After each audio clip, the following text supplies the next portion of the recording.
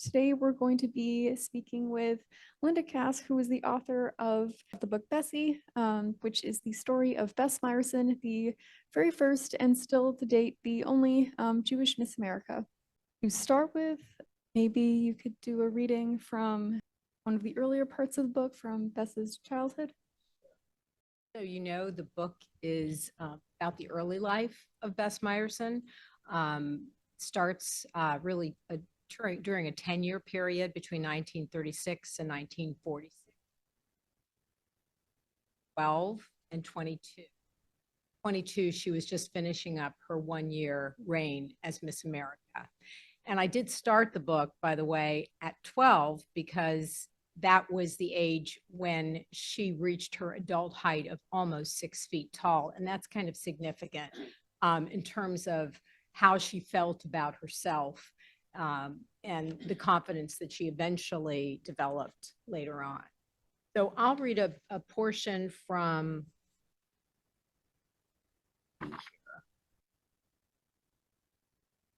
early on. It gives you a little more background on her family and whatnot. But this takes place right when Bess is in school. 12, 13 years old at this point. After Bessie turned in her math final to Mr. Shermer, after she observed her classmates at their desks nervously reviewing their answers after one student and then another walked to the front to deposit their papers, that the teacher cleared his throat and announced that school would be dismissed early for an all-staff meeting. It was then that she looked over to the adjacent desk behind her to find Ruthie Singer's gleeful smile matching her own. Ruthie had held up her index finger toward the sky on this perfect June day. Bessie nodded and gave her a thumbs-up confirmation. Now, she gazes at the cerulean sky above Tar Beach, how its openness gives Sholem Aleichem's building roof a touch of allure. It's just a black gravel surface, after all, nothing like the grit of sand between her toes or the long stretches of beach, the expansive ocean, the rhythmic movement of waves she imagines. But Bessie sees the rooftop getaway as an escape from demanding parents, grueling schoolwork, and an insular life attending Yiddish shuls. They all do. You bring an extra reflector? Bessie asked Ruthie. She lays her towel on the asphalt between Ruth and Sylvia. Pulling a bottle of baby oil out of her bag, she slathers some over her arms and legs. I don't think you'll need a reflector with that grease, Bess. You'll get sunburned and then Mama will throw one of her usual fits. Why don't you use the bronze I bought? That'll protect you some. Bessie inwardly smiles, appreciative of the affection underlying Sylvia's motherly concern. I'm okay, Syl. I won't burn with my dark complexion. Anyway, my hands will now be free for reading through the stash Ruthie brought. What do you want first? Ruthie holds out Vogue, Harper's Bazaar, and Collier's. Check out the tans and the two-piece suits.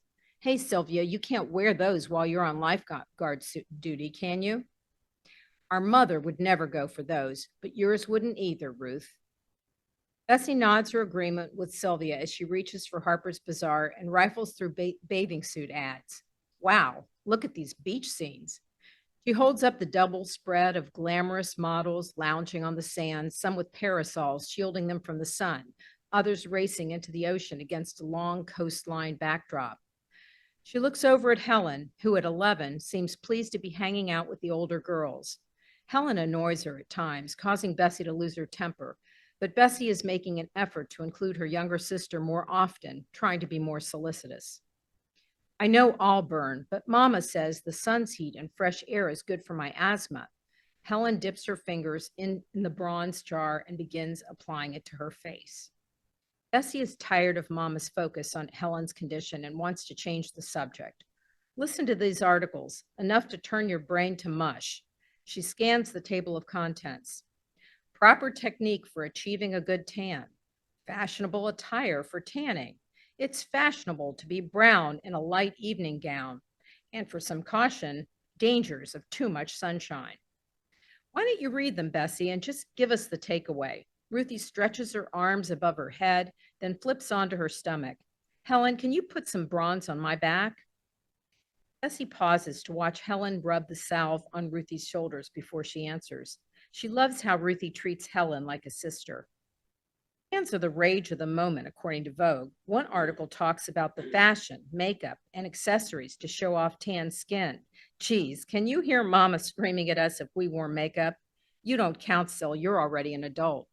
As long as I remain under her roof, she treats me as if I'm Helen, Sylvia says. No offense, Helen. Closing the jar of suntan lotion, Helen raises her head quizzically.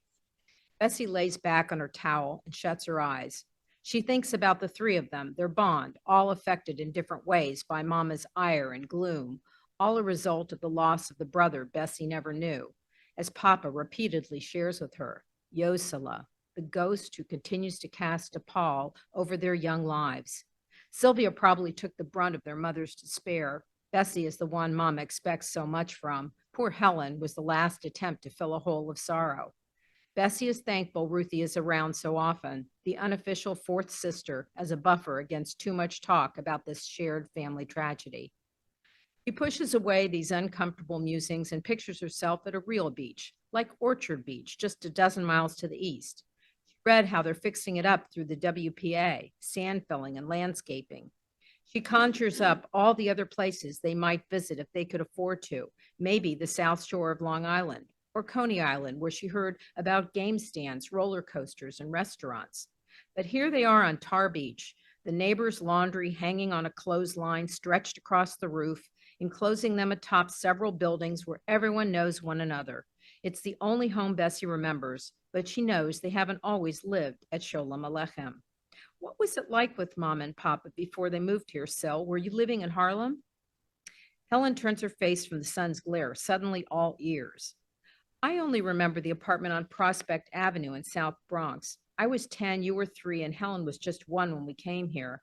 The park and Jerome Reservoir were a major appeal, and Mama seemed a little more contented, I think, for the first few years at least.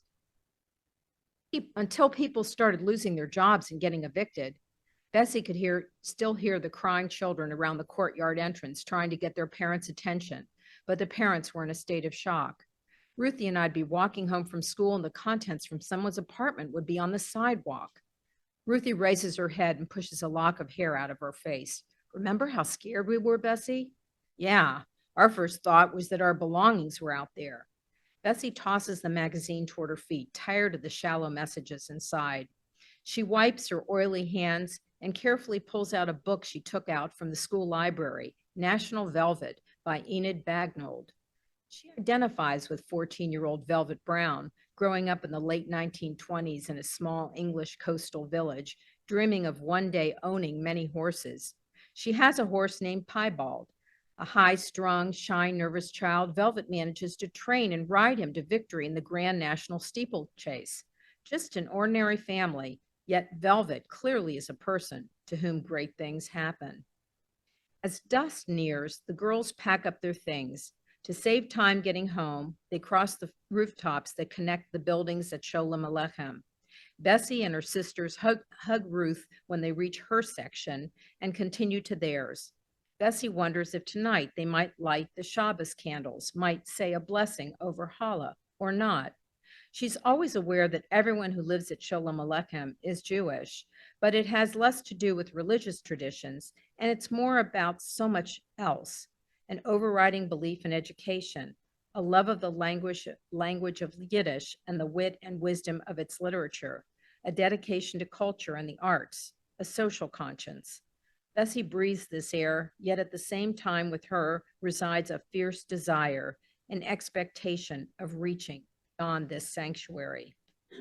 The door to their apartment is ajar, and she catches the savory whiff of brisket, which must have been cooking much of the afternoon, mixed with the smell of apricots and a sweet little kugel, the only 2 dishes her mother manages to capably prepare. After the girls clean up for dinner, the family crowds around the kitchen table. Usually it's Mama serving Bessie and her sisters early so they can get their homework and practice, but Papa getting home late from work and eating by himself. But tonight, it's like a Shabbos dinner with all 5 of them absent the rituals. It was definitely great to hear a little bit, to get this snapshot of Bess's life and to get an idea of how she was supported throughout her childhood, not only by her family, but by her larger community, by her neighbors as well. How do you think the women around Bess's life kind of worked to support her, the individual kind of lessons they imparted on her? How did those come through for you? So for people who have not read this book, so let me just kind of backtrack a little bit. So Bessie was lived in this complex called Cholomalekam in the Bronx, and it was made up mostly of European Jews like her family who had immigrated, and there were a lot of artists and musicians there, and she they even had a theater there. So she really played, she played piano. She was actually piano prodigy, which was a surprise to me when I knew of her, but before I did the research to do this novel. So she, as a piano prodigy, so she practiced a lot of piano. Her mother was one influence in answering your question about women influencing her. She was someone who probably helped Bessie in terms of discipline. She was a steady hand, and she insisted that Bess practice. She was really that way with all three of her daughters. There were another big influence for her was her older sister Sylvia. I read about Sylvia, who was on the tar beach. They sunbathed on the top of their building. That's where they got their tans, which were the big rave then. And so Sylvia was probably a more motherly figure for Bess Myerson. She was 8 or 9 years older than Bess, and she was really there and giving her empathy. She was actually the one who took Bess to the Miss America pageant rather than her mother, who couldn't really even, read English. And she even helped to sign her up for the Miss America pageant in the first place. Yeah, exactly. So Sylvia was really kind of pushed Bess along. And then the third woman that was really influential for Bess Myerson, really Bessie, as she was known as a young girl, met her when she was 11, and she became her second piano teacher. And it was really Bessie Myerson's foray outside of that insular environment she lived in the Bronx, that was Cholomalekam, this cooperative apartment. So this was a piano teacher named Dorothea La Follette. And Dorothea was very, very tall, like Bessie, but she didn't, slouch, and she wasn't embarrassed about her height. She was a tall, graceful woman, and she became really a role model, certainly, but also someone who was very, very encouraging and supportive of Bess's talent as a pianist and really moved her along. So those were really the three most important women, I think, influencing Bessie Myerson. Absolutely. It seems like Bessie kind of saw herself in each one of these women in different ways, but I think with Mrs. La Follette, that seems to stand out the most, where she really had those formative thoughts of, I want to be exactly like her. Which she had kind of had, which I thought she had kind of had in different forms, but with Miss La Follette, she saw that clear vision. There's this one scene in the book where Mrs. La Follette wants Bessie to perform at this very high profile concert that she has for her top students. And there's this section where she's just having Bessie practice walking to the piano and just telling her it's not about the altitude, it's about the attitude, getting her to stand up straight, imagining that God is reaching down and pulling her hair straight up so she doesn't slouch. It's a really heartfelt moment. I think Dorothea also, really pointed out to Bessie that there's a lot you give up if you're going to be at the level of, let's say, a solo pianist or a conductor taking it as a profession. Back then, women were expected to get married, but then the war was going on. So there weren't that many men around, but, there was this pressure to get married, and you stayed and lived at home until you got married. So Sylvia, in fact, was an adult while she was still living at her parents' apartment at Sholem Aleichem until she did get married.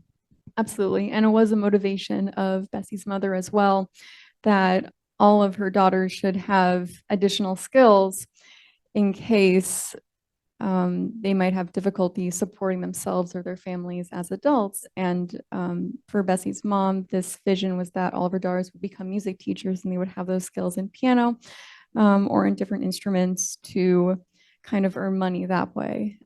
However, for Bessie, this was a little bit, this wasn't really considered enough for her. She wanted to go a lot farther and be a musician, and then later in life, a conductor as well while she was in high school.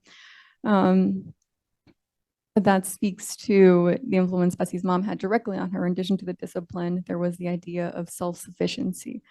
It was not enough to just be married, although it was definitely an overriding goal.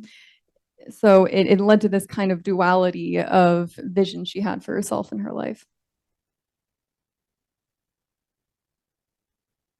So overall, I consider this very much a comfort read because while this does touch on her formative period from about 12 to 22, we get so many wonderful experiences she had in the amazing specialized high school of music and art she got into, in her years at Hunter College, a liberal arts college that which she was able to commute to regularly, where she was able to meet lots of other like-minded friends. The summer camp, it's such a heartwarming book, and it leads up really well to her first experiences in the beauty pageant foray.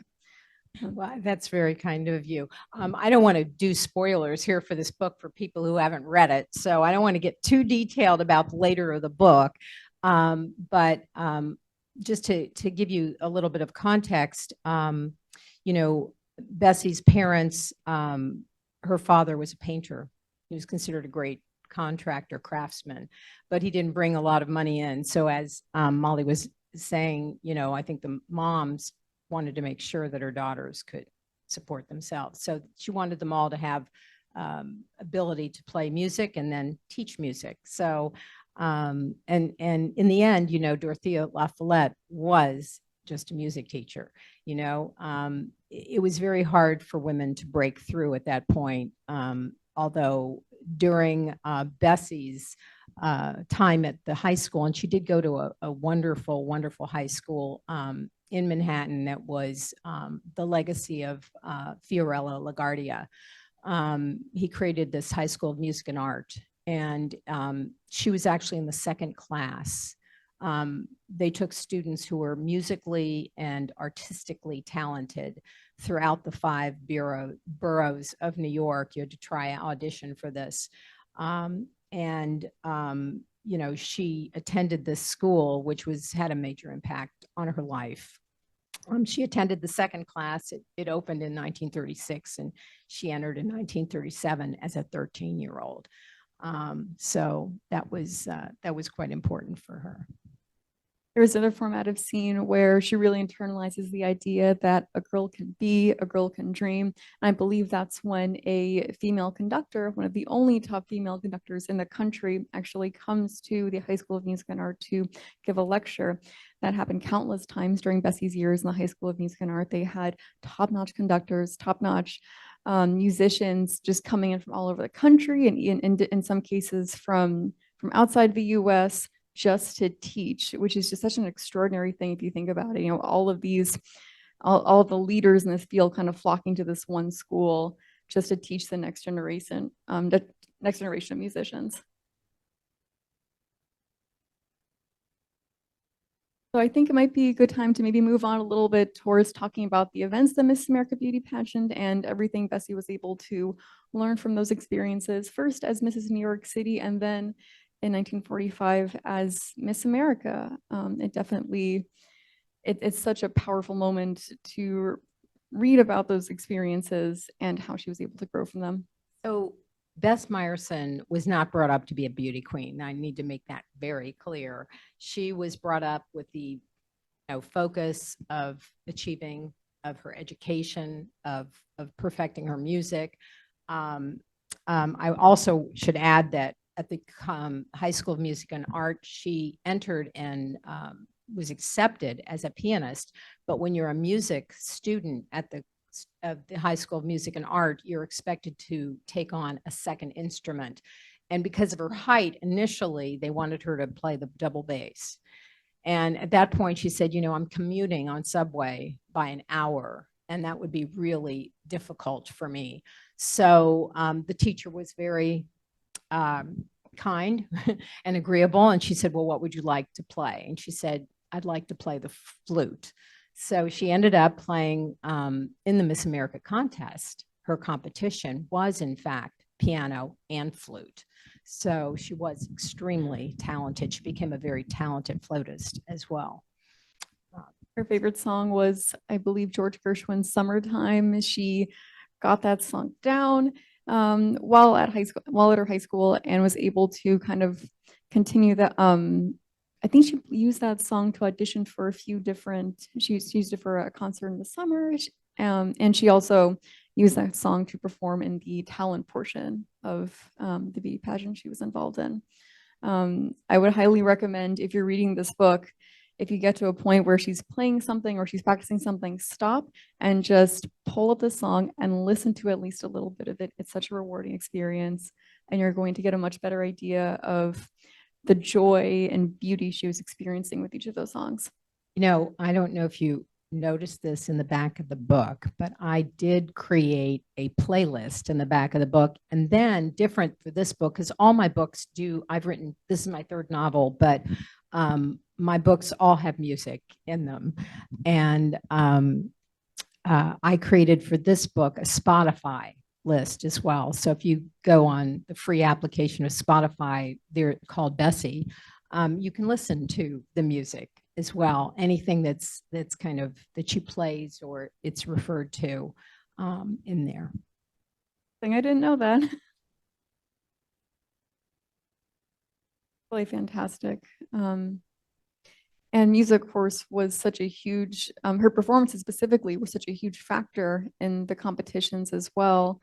She really won over her audiences and the judges with how she really internalized the music, just like she did with Mrs. La Follette. She impressed both parties. There's a, if you Google afterwards, YouTube of Bess Myerson and Ed Sullivan. For those in the room, do we all remember the Ed Sullivan Show? So when she was 30, which would have been, sometime, or 36, this was 15 years after the Miss America pageant, after her reign. And also, I don't cover that in the book. As I said, I cover her as an early adult, and I end there. I do have a brief epilogue at the end about what happened to Bess Myerson later in her life. But anyway, if you Google this, you'll see her playing the piece that she did play in the Miss America contest by Edvard Grieg. It was a piano concerto. In A major? Yes, in A major. And she, when you see her play it, there's two things you'll see on this 4-minute video. One is how expressive she is and how she really gets engaged in the music she's playing. And the second thing you notice when she's done and gets up and stands up next to Ed Sullivan, how tall she is. He looks like he's a midget when she stands up, and that's the very end. So play it to the very end. But you get a sense of how she plays the piano there, even though this was certainly 15 years later, where she left music really as she wasn't, she didn't teach music, and she did not become or continue to be a professional musician in her adult life. But you still continue to engage in music as an avocation. She played at home for her family and friends. And it was always such a very valuable part of her life in that way.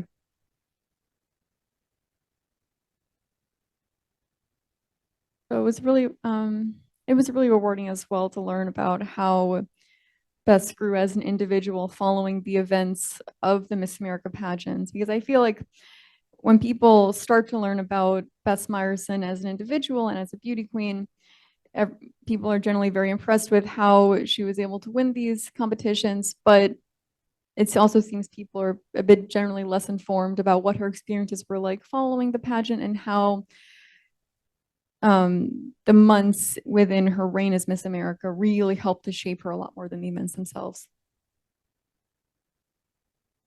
Oh, Bess Myerson, you know, she really, the contest, the experience, which was not always pleasant for her, you know, the reign. I mean, she, even during the contest itself, she faced quite a bit of prejudice.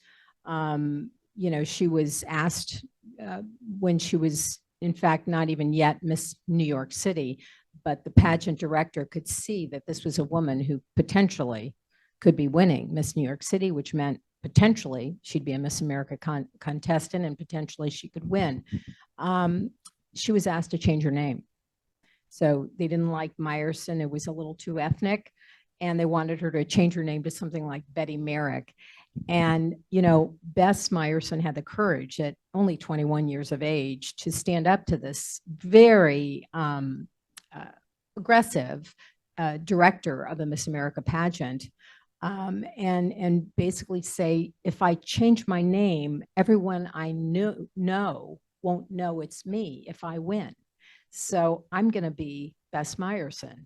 And I mean, for a young girl to do that really is astounding, because there were so many actresses and actors, you know, changing their name, and some of them feeling like they really didn't have a choice. So I think that she did it on the spot as well is really remarkable.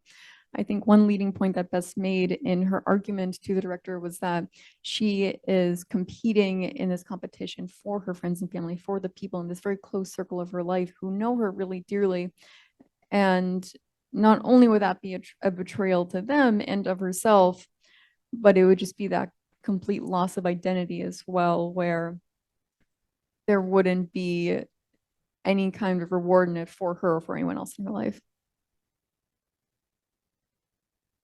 So I want to point out that in case, you know, you didn't look at the book closely or you haven't read it, it does say it's a novel.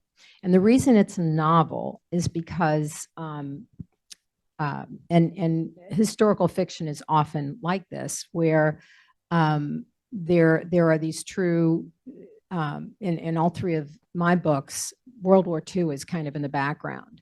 So, you know, the things that are true are true. The things, you know, I try to, my background before I 15 years ago pivoted into fiction writing, I started my career as a journalist. So I'm pretty particular about what's fact. And so I've loved doing historical fiction because of that. And, you know, there are certain aspects, really touch points of Bess Myerson's life that I researched and I learned about. And what I tried to then do is imagine her and inhabit her in these scenes and during this time. And I was able to come across some really great research material, one of which was a biography. There were several biographies. This one was kind of a biography that was done almost in cooperation with her and had points in it that had her voice, had her describing certain situations and scenes and things. And you could kind of, I could get a sense of how she thought. And it enabled me to really find a voice for her in this book. But there were a whole lot of other great material. There was actually an entire book written about this high school she attended, the High School of Music and Art, that was written by its first principal. There was a fantastic book about New York City during World War II. I lived in New York City in the 80s and actually was familiar with Bess Myerson because later in life, she became very prominent in New York City politics. She worked under both mayors Lindsay, but in the 80s when I lived there under Mayor Koch, she was the commissioner of cultural affairs at that time. So I was very, familiar with her, but, and I knew New York since I'd lived there, but I did not know New York in 1936 to 1946. So to be able to have a book that really described everything that was going on in New York City during that time was very, very helpful as well. So, there's a lot of research that goes on. And so as a novelist of historical fiction, I really like to stay very close to what is concretely true. The backdrop of World War II, what's going on in New York City at the time, the touch points that are really key to her life, and then imagine through all of that and inhabit her as a human being. So. This is a process we see in so many historical novels that all just turn out so beautifully. And it's just such a fascinating process of getting into each character's head and just getting an idea not only of their daily life, but just of their aspirations and what they really want, just how their life is shaped in events that either did or didn't know about. And it's just such a rewarding learning experience for everyone involved in that process.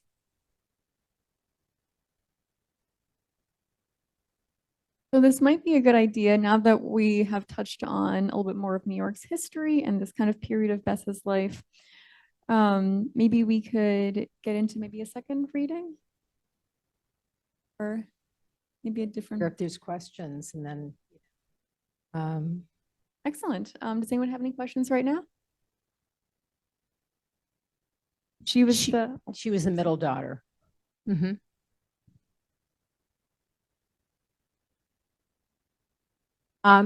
She got into the pageant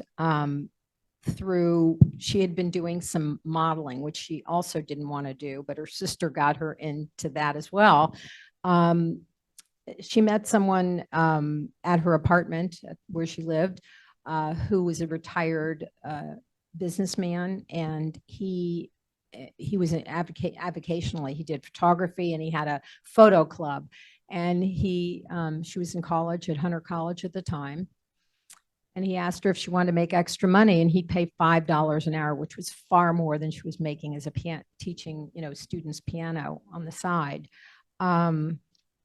So she ended up modeling for him and really enjoying it and getting some money. And her sister collected these photographs and actually sent them into the Miss New York City pageant, because she had heard that this is a contest, this beauty pageant. It's not just about beauty, but there was a scholarship, a $5,000 scholarship at that time. That was a huge amount of money. It was the first year that the Miss America pageant had a scholarship. And so she talked to Bess, who was absolutely adamant against being in a beauty contest. She was not brought up, as I said, to be a beauty queen. And so she she agreed to it, and she then obviously subsequently won the Miss New York City, and then went through the Miss America pageant itself. And again, this was really a very, you have to understand, she was a Jewish woman, the only Jewish woman and the only college educated contestant in this Miss America pageant. There were 40 contestants, and she felt like an outlier. She felt very different. She was also very tall, and she couldn't stand always following. They were alphabetized, and the person that she had to follow was 5'3" or something, so she was always slouching and feeling just big and gawky. Brought back her memories as a 12-year-old where she had to play Olive Oyl in a school play, so it just when you read the book, you get to the beginning of her and how where her insecurity came from, and how she felt. She exuded this confidence, particularly after she won and as the world saw her, but inside she still carried that lack of confidence.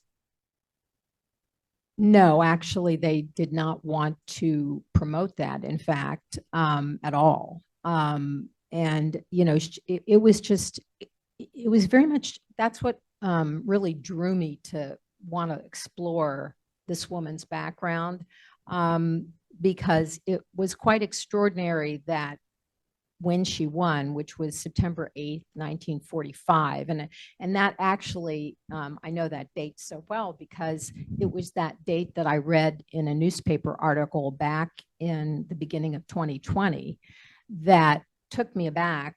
And that was really the point at which I started exploring her early life because September 8th, 1945 was just days after the Japanese officially ended World War II.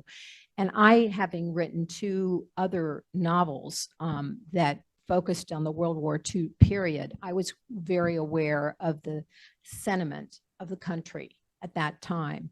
And the world in which Bess Myerson grew up was a sexist, classist, racist, and anti-Semitic world. So for her to be chosen kind of to represent the American woman was unusual. And unusual enough that the executive director wanted her to change her name. Curious just about your process because I'm interested in writing historical fiction because I just love reading historical fiction. And I feel like sometimes the truth is a little more boring than if you can dramatize it a little bit. So I'm curious how you approach it as an author. Do you first mock out the whole story and then fill in bits? Do you like write certain scenes to inspire yourself? I'd like to know a little bit about your process. Well, the process for each of the books is a bit different, but generally, when I decide what I want to write about, I mean, when I was looking at this particular, idea, the first thing I did was read several biographies. There were 3 or 4 of them about her. So I read about them because I was curious about this woman. And I seem to gravitate in all of my books to the coming of age of the main characters, really where their moral and psychological development leads them to early adulthood. So where the rest of their life then takes off, but it's kind of what brought them to that point. So that's kind of the point that I'm particularly interested in. So when I read all these biographies, the point of discovery for me for her was this early life, because everyone knew once she made Miss America, there were a lot of things written about her. And, so that to me, there was no discovery there. But her early life, there was discovery, and there were touch points that I read about in the biography. And so I thought about what those touch points, what could I dramatize? So, I read somewhere that she was in this play, this Olive Oil. So the very first chapter of the book is about her having to be in this play in Olive Oil. And so I dramatized that whole scene with her mother, with her father, and her family, and then back in the school and how she kind of came to terms with having to be this gawky, ugly girl that she thought she was, And so I would take the true touch points, and then that kind of, I sort of gave myself a roadmap a little bit of looking at those points. And then, when you're writing, things just sort of happen. Rolling about 5 stations, I think. And we would come out, she was on The Big Payoff. I think it was called The Big Payoff. And she would come out and she would have this big Yeah, Bess Myerson show. Yeah, the beginnings of television really focused on game shows. There were a lot of game shows. And I deal with this very briefly in the epilogue because I really stopped the book when she's 22. But I do know, she really was a pioneer in so many ways. She was, there was no map for what she did. She started, doing these game shows. That great payoff was one. The one she became really well known in the 50s, 60s was I've Got a Secret. And what's my line, so she was on these game shows. And so she was a really early pioneer in, here it's the mid 20th century. And she's out there on these panel shows. And then she got into, city politics in New York City. She unsuccessfully ran for the Senate. She was appointed to some presidential commissions, so she just kind of was a trailblazer, without any role models throughout her life. Yeah, it's in her personal life, she had controversies, one can speculate, why is that, and, I have my own opinions. Do I know the answer? No. But, she seemed to always want to please. And she her mother was very critical and tough on her. And she was herself insecure about her height and whatnot. And yeah, she took that particular relationship really took her out of the public eye. She used to come out to West Hampton because that was in the paper. Yeah, and she was, that was all in the paper, and she was allegedly, she was indicted and alleged and had to do with a bribe of a judge, and there's all the stuff in the paper.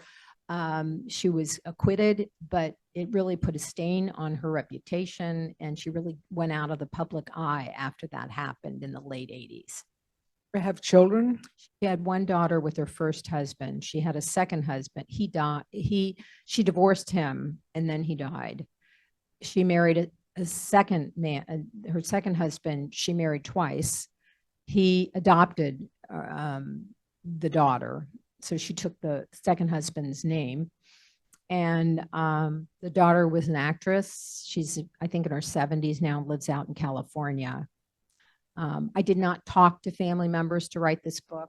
I kind of, it was a novel. I wasn't writing a biography that had been written. So I didn't.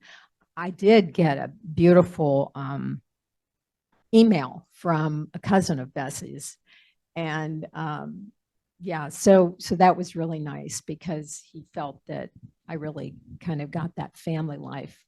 I nailed it. So that was Wonderful. good. Yeah. Want me to read just a little bit? Okay. You want from later at the end, or I'll tell you, there's a message at the end that it, is also was one of my motivations to write a book about her. So at the end of her career, or at the end of her reign as Miss America, she was, through her sister, met a high executive with the Anti-Defamation League. And it was a real turning point for her because she found her voice, and she always, you could, see that she cared about her. Well, she herself experienced prejudice, but she saw around her the Blacks who were, also being discriminated against. And this offered her an opportunity they asked her to represent them in a campaign called the Brotherhood Campaign. It was a campaign for tolerance. And it was really a campaign against any kind of bigotry. So this reading I'm going to start is her starting to read. She goes across the country and she reads to high schools and all kinds of students. And the campaign was focused on you can't be beautiful and hate. Bess faces a large assembly of students that afternoon. She's introduced, receives applause, and approaches the podium. She looks out at the crowd of young people, waiting for the normal rustling and whispering and movements to cease, and then she begins. Miss America represents all America. It makes no difference who she is or who her parents are. Side by side, Catholic, Protestant, and Jew stand together, and we would have it no other way. For prejudice is a dangerous thing, makes you hate, and once you start hating, you don't stop. Bess assesses the faces before her. They are focused and attentive. She stands straighter and speaks louder. You can't hide it, ever. It shows in your eyes. It warps your expression. It affects your character, your personality. And all those things are important at Atlantic City or anywhere else where real Americans take your measure and pass judgment. In veterans' hospitals, I've seen white and Negro, Jew and Gentile, Yank and Dixie sharing the same ward, sharing their thoughts and hopes and plans as they shared hardship and struggle on the battlefield. If you have any prejudice against any race or religion, they would tell you, beg you to rise above it. She takes a breath and holds back for a split second. She wants her closing to be forceful so the students can feel her message. For there is no happiness in hate. No one ever succeeded by it. Nothing good was ever built by it. No nation was, no nation was ever permanently unified by it. And if we want a strong, united America pushing on toward its unlimited horizons, there can be no place for prejudice in our nation or in our hearts. You can't be beautiful in hate. We can't. Aren't we America the beautiful? The students give Bess a standing ovation. Some cheer. She repeats the same speech to a second assembly at Von Steuben. There are other high school assemblies, an interfaith youth dance, a junior association of commerce luncheon, and an address to the Chicago City Council. She's booked for interviews on several radio programs before she leaves Chicago. Be kind to people different from you, the strangers who might speak with foreign accents, for example, she tells a high school audience in Minneapolis. In Atlantic City, there were girls from big towns and little towns. No one asked if your parents spoke with an accent. No one called you, hey, Jewish girl, hey, Catholic girl. Not there. We competed and won on our merit. After stopping in Milwaukee, she returns to the East Coast in mid-March under a banner reading Freedom from Religious or Racial Prejudice.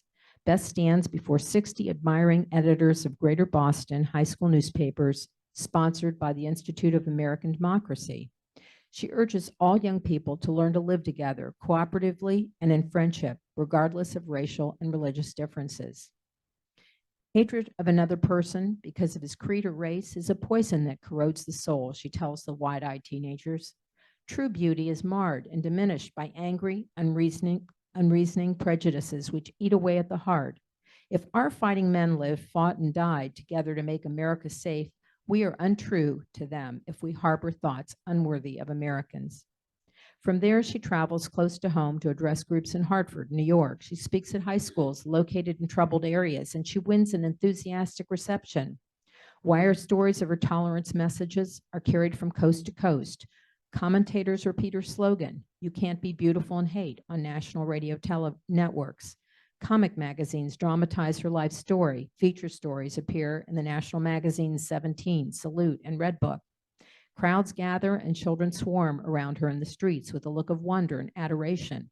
At one engagement, 2 neighborhood children hang back to talk to her. "Miss Myerson, could you tell us, are you Jewish?" "Yes, I am." I knew it, the other child squeals. "Oh, my mother is going to be absolutely just so excited when I tell her it's true. You're one of us." It goes on. I'm not going to, with time, but